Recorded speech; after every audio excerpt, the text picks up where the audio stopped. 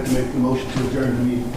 We're here to handle the business, not let the business handle us. That's what we are elected to do, sir. So please. It's her fault. It's her problem, her responsibility, and she failed.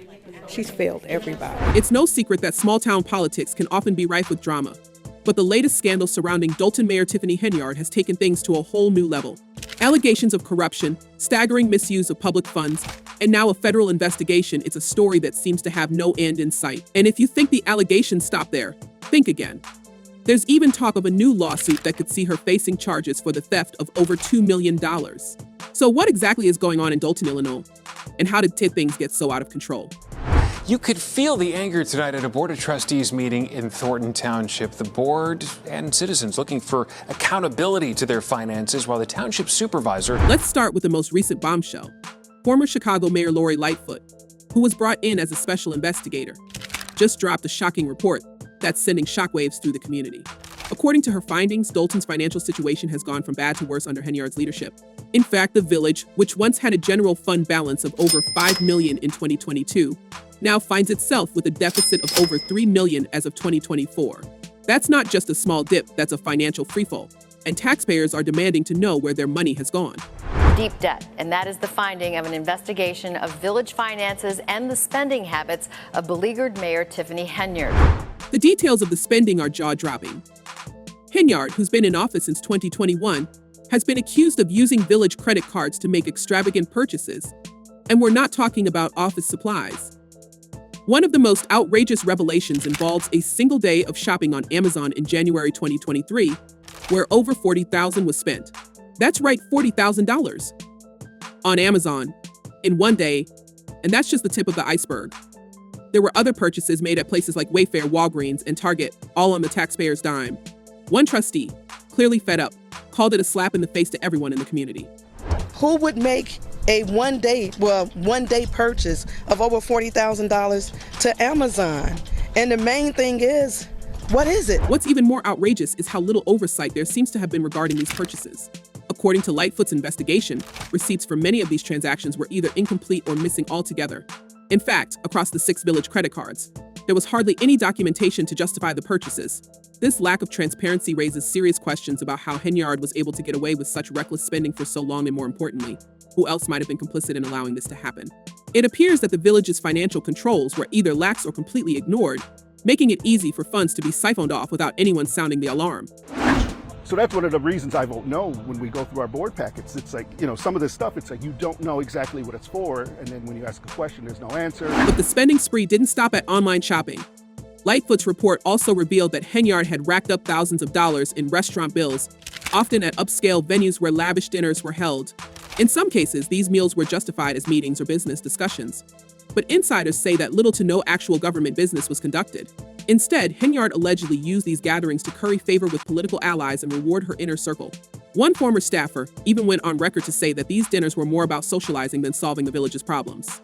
If that's true, then it's clear that Henyard was more interested in boosting her own status than addressing the real issues facing Dolton's residents. I do not handle anything as relates to with credit cards. As you heard me speak today in my board meeting about, I do not handle that. Some of those charges are for you, though. No, sir. And speaking of status, let's talk about the billboards. All over Dolton, you can't miss the massive posters bearing Henyard's face, with slogans like the People's Choice and Fighting for You.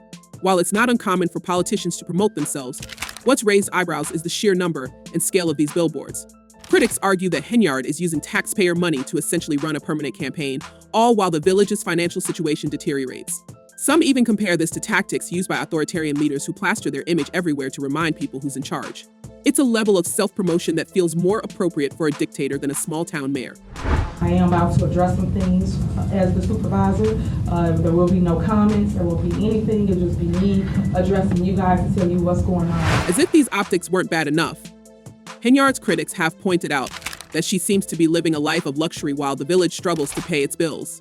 In addition to her high-end travel and dining habits, it's been reported that she frequently travels with a personal stylist and makeup artist, a far cry from the humble, hard-working image she tries to project in public appearances.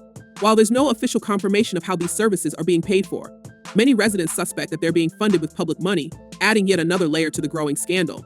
If true, this would further cement the idea that Henyard has been using her office not to serve the people, but to enrich herself. Were you?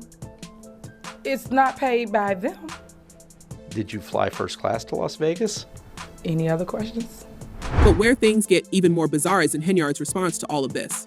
She's not exactly offering apologies or explanations. Instead, she's doubling down, claiming that she's being unfairly attacked for being a Black woman in power. During a heated public meeting, she lashed out at her critics, saying, "You all should be ashamed of yourselves because you all are Black. You all are Black. And you all sitting up here beating and attacking a Black woman that's in power." While some might say she's playing the race card to deflect from the real issues, others believe she's trying to shift the focus away from the mounting evidence against her. And it's not just about the credit card spending. Lori Lightfoot also uncovered that Henyard has been using public funds to finance luxury trips, staying at high-end hotels, and flying first class again, all paid for by the taxpayers. From New York to Atlanta, the receipts are piling up, with one trip alone costing over $9,000 at the Four Seasons Hotel. Critics are calling her out for living large while Dolton sinks deeper into debt. How is it possible that in a town where the median income is just $24,000 a year, the mayor is dropping thousands on first-class travel and five-star accommodations? The optics are terrible, and the outrage is palpable. One way that the government always does it is to go and investigate people around her, and that's what they're doing here. But this isn't just about financial mismanagement. Henyard's reign as mayor has been marked by accusations of bullying and retaliation against her political enemies. There are reports that she shut down local businesses that refuse to contribute to her campaign, using her power to punish those who don't fall in line. One business owner even claimed that his trucking company was targeted after he stopped making donations to her political fund. He described a situation where village officials fabricated claims against him, ultimately leading to his business being shut down. "What is she, Nino Brown?" he asked, referencing the notorious gangster from the movie New Jack City.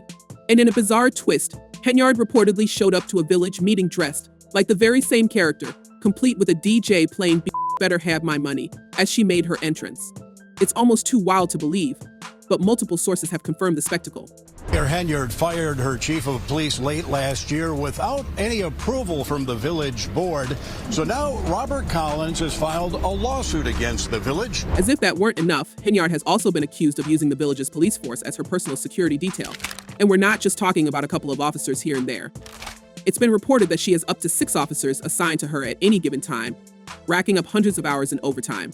In one case, an officer with a base salary of just over $70,000 ended up earning over $100,000 in overtime alone.